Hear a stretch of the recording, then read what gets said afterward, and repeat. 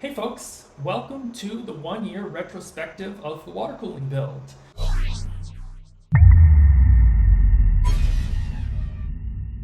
It's been just about a year since we assembled these servers with the water cooling, and what have we learned? Well, the big question is, does it work? And the answer is yes, it does work. We are currently running the Packet Block Explorer on one of these servers, and it's been working in production quite well. A few things about it. One thing is that you do need to add water from time to time. I'm not sure where the water goes, but it seems to go somewhere. I guess it's evaporating from a very slow leak. And adding water is a little bit complicated because if you squirt the water down into the reservoir too hard, you can get a bubble down in the reservoir pump, and that will stop the pump from working, which then you need to turn the power off to the pump before the bubble will come up out of it. I didn't need to unplug the internal fans in the servers because when the water cools down the processors, the motherboard detects it and it slows them down automatically. I was able to slow them down even more using IPMI commands to the motherboard controller. One thing that is notable is that when it starts up, it is still very loud.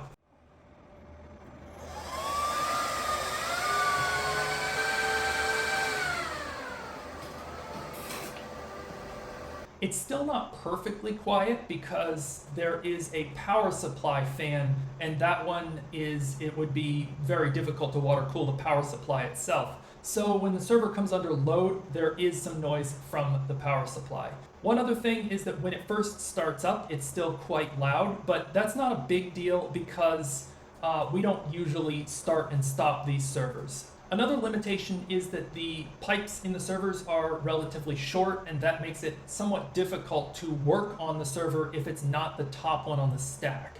It's not impossible, but you have to lift off the top server in order to work on the one below it. And the server lid, which did fit over the CPU, ended up getting stuck at some point, and I had to pry it off. And since then, I've just laid the lids on top of the servers rather than latching them.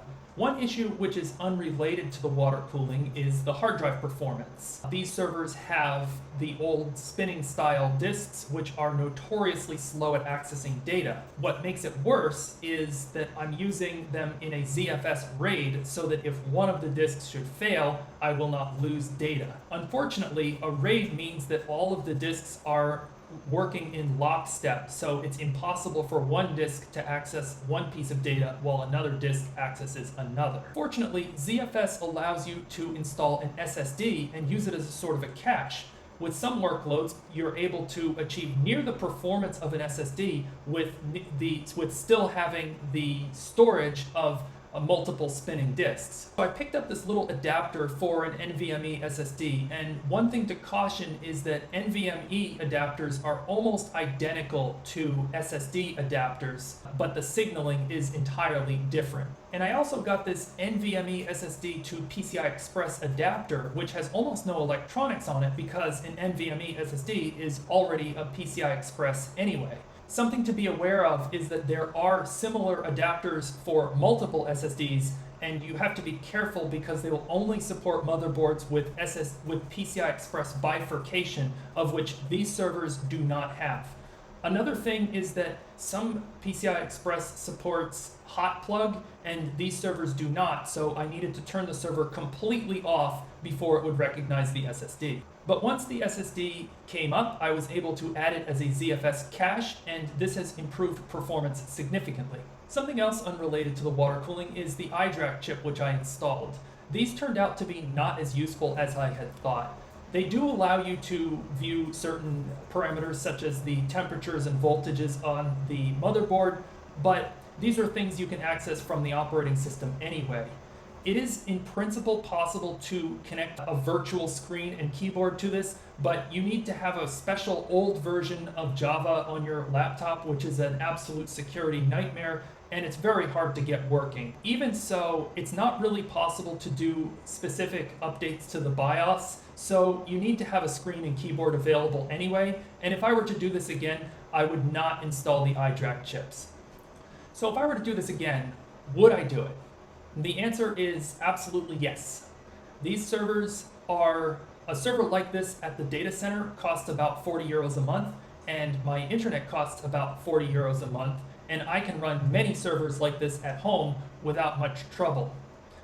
It's worth noting that where I live, the electricity and internet connection are highly stable and reasonably priced, so if you're living somewhere else, your mileage may vary. What would I do differently? Number one, I would never do this with a 1U server again. There is just not enough space. The bolts are up against the lid of the server, which leads to the lid potentially getting stuck. The bolts don't have space for the springs that should be under them, so you have to be very careful about tightening the nut just enough to press down on the water cooler, but without being so much that it might damage the motherboard. This careful aspect of it leads to it being every server is kind of a one-of-one creation, and that's just not something that I would want to do again. Using a 2U server that's twice as tall would alleviate almost all of these problems. Also, if I were to do this again, I would order a server rack, and I would connect it with a header which allows multiple output pipes for the water and a valve on each one, so that I could simply turn off a server and pull it out without affecting the others. Also, if I were to do this again, I would put it in a utility closet, because while they're not particularly loud, they're not silent either. And as I said, I would omit the iDRAC chip because it's just not that useful. I've included in the description some links to some of the parts which I used to build this. Unfortunately, they're not all still available, but you can find similar ones. I hope you found this interesting. If there's anything that you would do different, leave a comment down below. Give me a like if you think it's worth it, and we'll see you on the next one. Thanks, guys.